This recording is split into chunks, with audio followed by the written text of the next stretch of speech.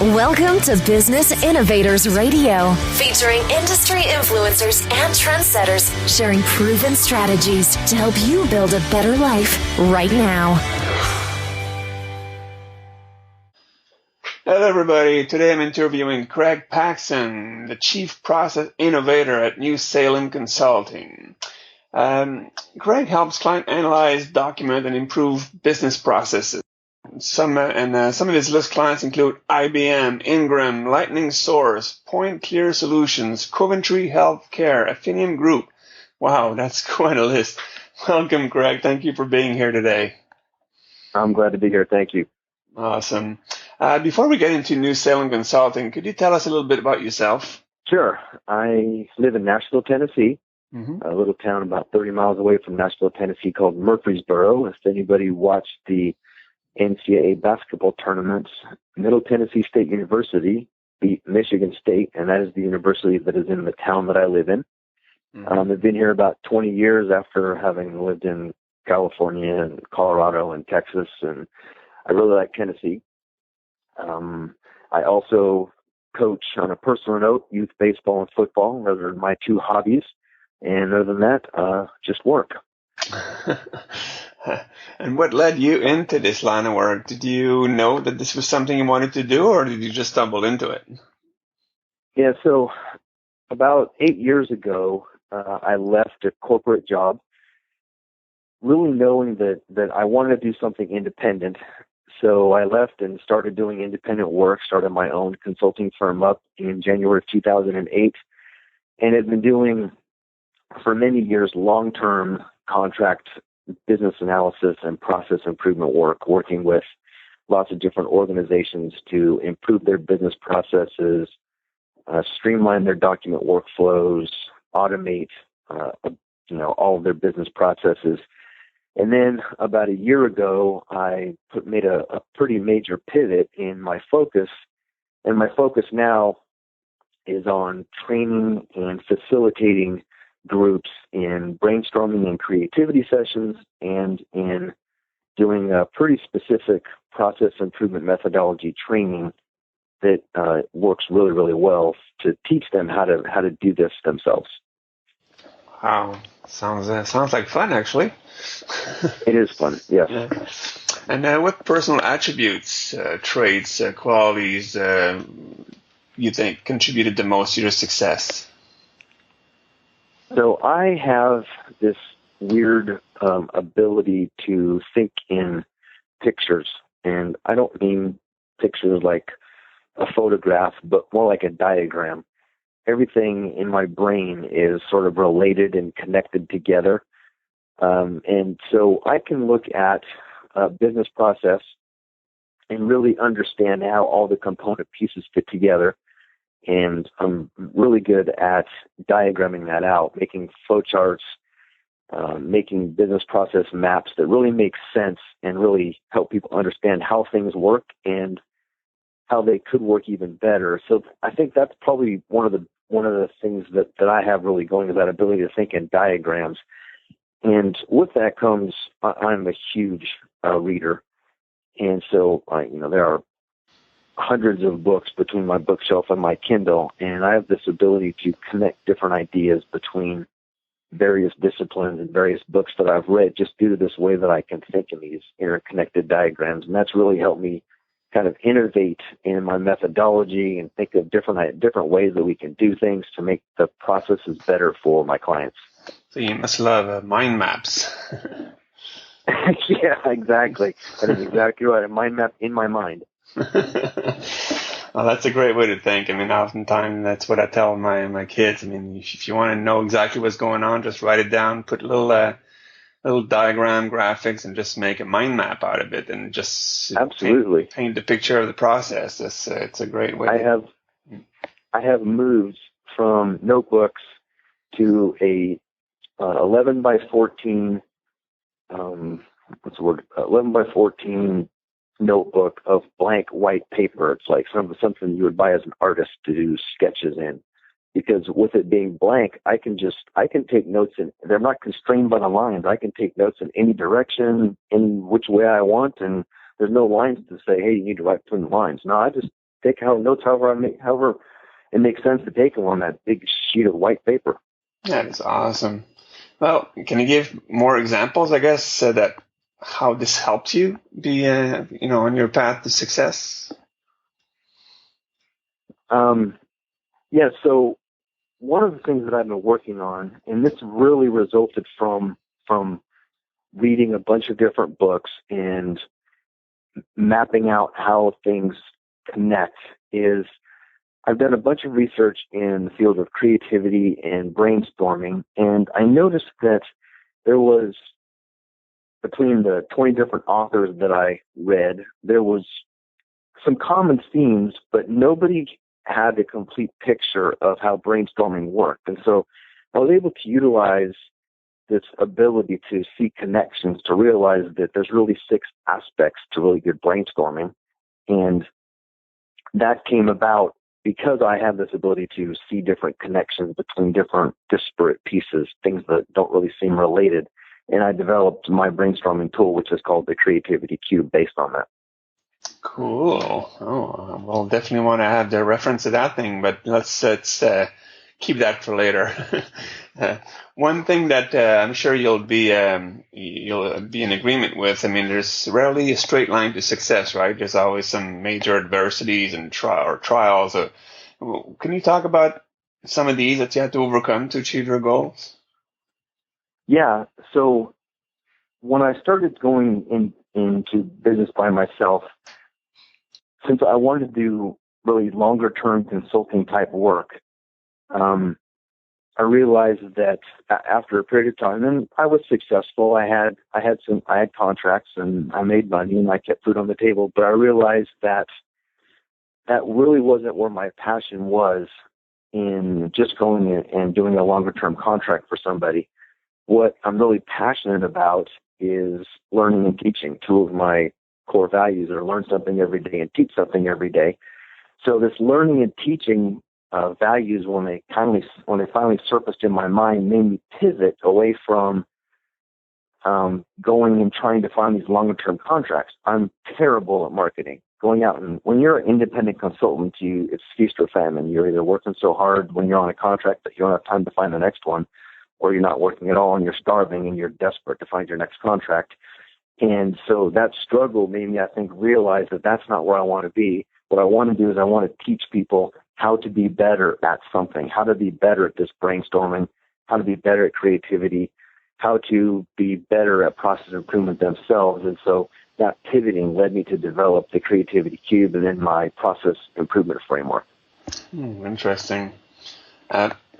One thing that I ask successful people, and I love hearing their take on it, is what do you do to keep going when things get really difficult and you're just about to quit? What helped you in the past get through these moments? So for me, there's 2 things. One of them is having support. I think I get so excited when I'm able to talk about my ideas, when I see the light bulb in people's minds and their eyes go off when I'm talking about something, and they get excited about it. They understand it, and I've made a connection with them, and that excites me. So for me, doing public speaking, being part of my Toastmasters group, being in a mastermind group that I'm part of, talking to my wife about this because she's a great listener.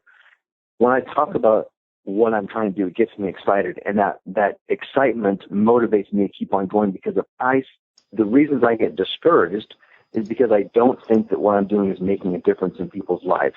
Mm-hmm. And if I can talk to somebody and see that it actually is making a difference in their lives, that makes me want to keep going. It's hugely important for me to stay connected to people that way, to teach them things, to see the aha moment, to understand that I'm doing something that's positive, and that keeps me pushing forward. So that is the main thing for me, is doing that. Okay. And then the second thing is to continue to learn. When I learn new stuff, it sparks new connections in my mind, and I think, wow, I could really teach somebody this, and that keeps me excited too. So for me, it's those 2 core values, learning something and teaching something. If I do those things, especially the teaching part, if I do that and see that excitement, that gives me energy to push through. Mm-hmm. I can hear this excitement in your voice. This is very inspiring. and, Yeah. and looking forward, what do you think your vision is for your business, let's say in the next 5 years? So I am going to be publishing my book, tentatively called Brainstorming Sucks, using the creativity cube to unleash your team's creativity. So this book details out my method of brainstorming, and I anticipate in the next my goal really in the next year is to have enough clients where I am teaching them these methods and facilitating groups that I can put food on the table, I can have a good income by only working half a day, and then that will free me up to go and coach middle school baseball and middle school football. Well, I've had offers, but I just haven't been able to do it from a time commitment to go and do that, because that's one of my other passions is coaching youth sports. So I'm going to go and launch this book, facilitate groups, teach people how to utilize my methods, and then that's going to free up my time so I can spend my afternoons with the kids teaching them how to play baseball and football. Interesting. I don't know why, but one image that comes to mind is the movie Field of Dream, which leads me to the next question. I know you said marketing was not your forte. You have a nice plan in mind and creating the book and everything, and then using that to teach people and everything. But what do you see? What's the best way you feel is to continue to market yourself? I know, like I said, I know you said you weren't a marketer per se, but but right. It's necessary, right? Yeah, I mean, it is necessary, and I think my marketing struggles before were when I was trying to be a consultant, so to speak, a long-term contract consultant, and my marketing now is shifting to doing this facilitation and training about my brainstorming method and about the process innovation framework that I have. And those are my creations. And so I feel a lot more energetic about those things, and I see the value in them. So my energy comes and I want to market myself. So I think my marketing is going to be better. The big thing is getting finished with this first book about brainstorming, and then doing my second book on the process innovation framework and methodology to really innovate business processes. And then for me, the best way to market myself is speaking engagements. So I have speaking engagements lined up. My networking groups, my mastermind groups are all professional speakers. And so we go out and promote each other to do speaking engagements. And speaking to me is the best way to do it. Once I have this book, now I can say, I'm a best-selling, hopefully, author, and that would get me more speaking engagements. I am not a cold calling type of person. I'm going to speak like crazy, and hopefully those speaking engagements will lead to more facilitation and training engagements. Well, I think if I had to bet on a horse, you'd be one of them, because with this passion of yours and this special kind of a perspective you have, it sounds to me like you're going to have something out there. I look forward to reading that book for sure. Oh, good. If we step back a bit, if we go back to your current clients, what is the one common problem you see among your clients right now? I'm going to talk about two different things from each of my two aspects. The first one I'm going to talk about is the dreaded brainstorming, because we've all been in one of those meetings where the boss says, "Come on, people, let's brainstorm," right? And that's all they ever say. And we don't really adequately define what we're brainstorming about. We don't give a problem statement. I call it a challenge statement. And so that's probably the biggest thing I see on the brainstorming creativity side, is not for the boss not to adequately define the challenge. And I have a very specific methodology for defining the challenge that really brings people's creativity to the front. It sparks their creativity. It gets their creative juices, as we say, flowing. So that's one of the big things on that side. On the other side that I see on the business process improvement side is not really understanding why the process exists. A lot of times we have a process and we don't understand what the real purpose of it is. For instance, I was working with a client last year, and they wanted to redesign this process for producing a report. And I said, "Why are we doing this process in the first place? What is the reason for this?" And they said, "Well, it's to produce this report." And I said, "No, that's not really the reason for the process. The report is just a means for the process to communicate some information. Communication of this information is the real reason this process exists. It's just that we have a piece of paper with some stuff on it that is the way that we communicate this. And when we defined the purpose of the process and we actually understood that, we realized that a report was not the best way to convey that information. We actually ended up scrapping that whole process completely and integrating that information into a different report that somebody used. And so we actually saved them a bunch more money than what they thought they were going to save because we eliminated that thing altogether. So those are the two things I think is, if you're sitting in a meeting and you want to get some ideas, Mr. Boss or Mrs. Boss, please identify the problem statement very well. And then the second thing is, if you want to improve a process, really understand what the process is for, what business value it brings, what purpose it has before you go about and try to do any improvements. Okay, that sounds good. And if we look at what your clients get in terms of benefits if they implement these, what would it be? Do you have an example of how businesses have benefit from this? Yeah, just like I talked about that process that we eliminated, the reporting process that we eliminated, that saved them about 4 man-hours a week by eliminating that reporting process completely.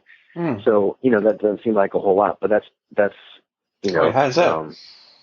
Yeah, right. I mean, that's a half a day that you eliminated, and that was just by understanding why that purpose existed, really understanding the purpose behind that process, not just saying, well, we're going to make it better. We actually got to eliminate it. So, that's one of the benefits that I have given to my clients is that. Now, I've, probably the most exciting project that I ever did saved about $3 million in labor, and that took about 6 months. Annually, $3 million in labor. It took about 6 months, and it's a really long story, but it kind of went through the same thing as really understanding what are we trying to do here, and not just saying, we're going to do things the same old way. Really, what are we trying to do here? Understanding that helped us figure out different ways, different methods that we could use to improve that process, and that's a pretty drastic improvement. Is that much money? That's how much labor we saved. It was dozens and dozens of FTEs that we saved, and it really all stemmed from understanding what we're trying to accomplish, as opposed to just doing things the same old way. Cool. Craig, before we wrap it up, what one piece of advice could you give someone who wants to start developing this type of program but really doesn't really know where to start? So I would say that if you want to understand how to improve business processes, is read The Goal by Eli Goldratt. The Goal it's a book. It was originally about manufacturing, and that's really what it's about from a story standpoint. If you've never read The Goal by Eli Goldratt, it's a story about how a manufacturing operation was turned around by applying the principles of what's called theory of constraints. But there are so many applications for that thinking that can be applied to any business process. It doesn't have to be manufacturing widgets. It can be processing healthcare claims or insurance claims, or processing reservations, or it could be anything. And so read The Goal. I would tell everybody, start by reading The Goal. And if you read The Goal and you can understand it, your eyes will be wide open, and you will see things completely differently, and you'll see possibilities to improve your business process that you've never seen before. Awesome. And one more option is for our listeners to actually get in touch with you. And how can they learn more about you and contact you? Yeah, I would love to talk to anybody. Obviously, I love to teach. So if you ever just want to just talk and learn, if you ever just want to talk, because I love to learn too, and I'm sure I can learn things from the listeners, is get in touch with me by going to my website. My website is newsalemconsulting.com. Or for the brainstorming stuff, you can go to brainstorm.coach.